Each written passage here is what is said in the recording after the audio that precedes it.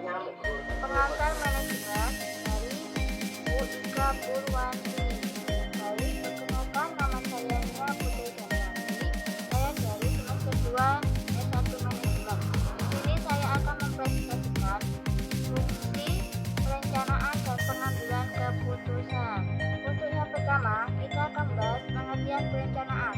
Perencanaan atau planning adalah sebuah proses yang dimulai dari penetapan tujuan organisasi, menentukan strategi dan pencapaian tujuan organisasi tersebut secara menyeluruh, serta merumuskan sistem perencanaan yang menyeluruh untuk mengintegrasikan dan mengkoordinasikan seluruh pekerjaan organisasi hingga tercapainya tujuan organisasi. Pada intinya, perencanaan dibuat sebagai upaya untuk merumuskan apa yang sesungguhnya ingin dicapai oleh sebuah organisasi atau perusahaan serta bagaimana sesuatu yang ingin dicapai tersebut dapat diwujudkan melalui serangkaian rumusan rencana pembangunan tertentu. Dan untuk yang kedua, kita akan bahas fungsi atau manfaat dari perencanaan. Yang pertama ada pengarah organisasi, yang kedua optimalisasi ketidakpastian, yang ketiga optimalisasi efisiensi sumber daya, dan yang keempat penetapan standar dalam pengawasan kualitas. Untuk yang pertama, perencanaan akan menghasilkan upaya untuk meraih sesuatu agar yang lebih terkoordinasi. Perusahaan yang tidak menjalankan perencanaan sangat mungkin mengalami konflik kepentingan, pemborosan sumber daya, dan ketidakberhasilan dalam pencapaian tujuan. Yang kedua, pada dasarnya segala sesuatu di dunia ini akan mengalami perubahan. Tidak ada yang tidak berubah kecuali perubahan itu sendiri. Dan yang ketiga, perencanaan juga berfungsi sebagai minimalisasi inefisiensi sumber daya organisasi yang digunakan. Jika perencanaan dilakukan dengan baik, maka jumlah sumber daya yang digunakan untuk penggunaan yang lebih baik disediakan kegiatan dijalankan. Yang keempat, perencanaan berfungsi sebagai penetapan standar kualitas yang harus dicapai oleh perusahaan dan diawasi pelaksanaannya dalam fungsi pengawasan manajemen. Untuk yang ketiga, kita akan membahas persyaratan perencanaan. Yang pertama ada faktual dan realistis, yang kedua logis dan rasional, yang ketiga fleksibel, yang keempat komitmen, dan yang kelima komprehensif dan menyeluruh.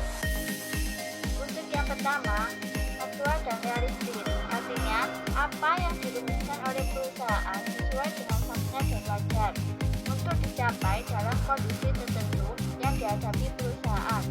Yang kedua, logis dan rasional, artinya apa yang dirumuskan dapat diterima oleh akal dan oleh sebab itu maka perencanaan tersebut bisa dijalankan. Penyelesaian sebuah bangunan tingkat hanya dalam waktu 1 hari adalah sebuah perencanaan yang selain tidak realistis, sekaligus juga tidak logis dan rasional. Yang ketiga, fleksibel. Perencanaan yang baik tidak berarti kaku dan fleksibel, tapi perencanaan yang baik justru diharapkan tetap dapat teradaptasi dan perubahan di masa akan datang. Sekalipun tidak berarti bahwa planning dapat kita ubah seenaknya. Yang keempat, komitmen. Perencanaan yang baik harus merupakan dan melahirkan komitmen terhadap seluruh organisasi untuk bersama-sama berupaya mewujudkan tujuan organisasi yang dirumuskan telah sesuai dengan tujuan yang ingin dicapai oleh perusahaan. Yang kelima, komprehensif. Perencanaan yang baik harus memenuhi syarat komprehensif, artinya menyeluruh dan mengakomodasi aspek-aspek yang terkait langsung maupun tidak langsung terhadap perusahaan. Selanjutnya, kita akan bahas tentang peran tujuan dan rencana dalam proses perencanaan. Tujuan pada dasarnya adalah hasil akhir yang diharapkan dapat diraih atau dicapai oleh individu, kelompok, atau seluruh organisasi.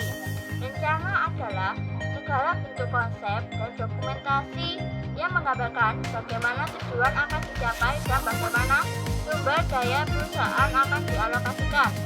Penjadwalan dari proses pencapaian tujuan dan segala hal yang terkait dengan pencapaian tujuan. Untuk selanjutnya, kita membahas tujuan. Yang pertama, ada berdasarkan jumlah, yaitu tujuan tunggal dan tujuan yang banyak. Yang kedua, berdasarkan kejelasan. Yang pertama, ada tujuan yang dinyatakan. Yang kedua, ada tujuan yang aktual atau nyata.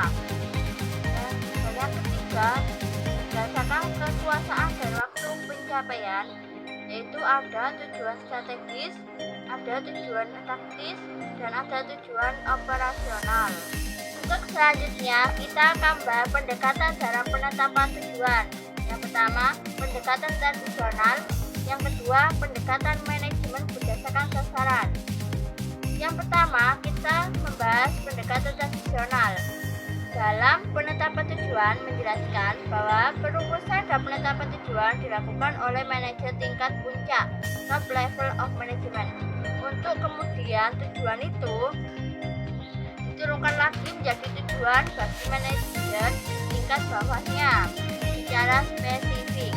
Dan yang kedua, dalam pendekatan menggunakan MBO ini, penentuan tujuan secara spesifik dirumuskan bersama antara pimpinan dan bawahan dengan asumsi bahwa seringkali bawahan berada di lapangan lebih memahami apa yang semestinya dicapai daripada apa yang dipahami oleh atasan. Kita selanjutnya akan membahas beberapa alat bantu perencanaan.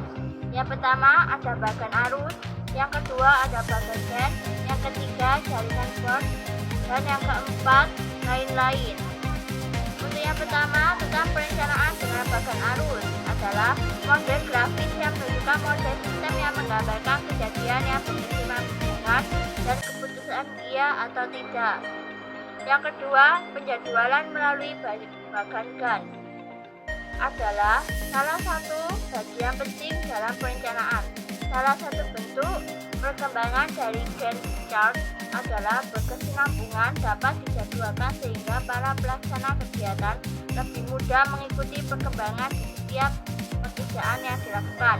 Untuk yang ketiga, perencanaan dengan jaringan board merupakan alat bantu perencanaan melalui penjadwalan dan penggambaran rencana kerja secara kronologis dan berkelanjutan bagi pekerjaan yang sifatnya tidak rutin, skala besar maupun kompleks.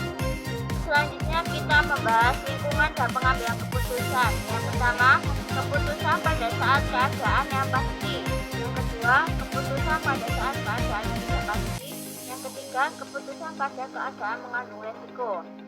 Yang pertama, keputusan pada saat keadaan yang pasti adalah keadaan di mana seseorang atau organisasi berhadapan dengan informasi yang lengkap mengenai suatu keadaan lingkungan yang dihadapinya. Yang kedua, keputusan pada saat keadaan tidak pasti adalah keadaan di mana seseorang atau organisasi berhadapan dengan informasi yang tidak lengkap atau seseorang organisasi tersebut tidak memiliki informasi mengenai masalah yang dihadapi. Dan untuk yang ketiga, keputusan pada saat keadaan mengandung risiko adalah keadaan di mana seseorang atau organisasi berhadapan dengan informasi yang dimiliki, namun relatif tidak lengkap jika dibandingkan dengan keadaan yang pasti, namun relatif juga memadai jika dibandingkan dengan keadaan yang tidak pasti. Selanjutnya kita membahas cara memperbaiki keputusan. Yang pertama, penggunaan aturan terhadap alternatif keputusan kriteria prioritas dan kriteria minimum. Yang kedua, pengujian terhadap berbagai alternatif keputusan.